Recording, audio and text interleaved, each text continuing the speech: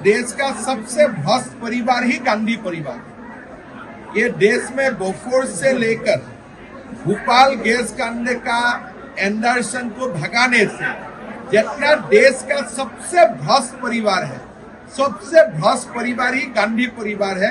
खाली अब भ्रष्ट नहीं, डुप्लीकेट भी है। उनका तो फैमिली नाम गांधी है ही नहीं, अपना डुप्लीकेट नाम लेके घूम रहा है। तो जैसे डुप्लीकेट लाइसेंस होने से तो मैं पकड़ लेता था, लेकिन डुप्लीकेट टाइटल लेने से क्या परिणाम होता है मैं नहीं जानता, इसीलिए वो घूम रहा है। एक तो न्याय यात्रा न हो तो मिया यात्रा, एक तो कोनो न्याय यात्रा हुआ ना।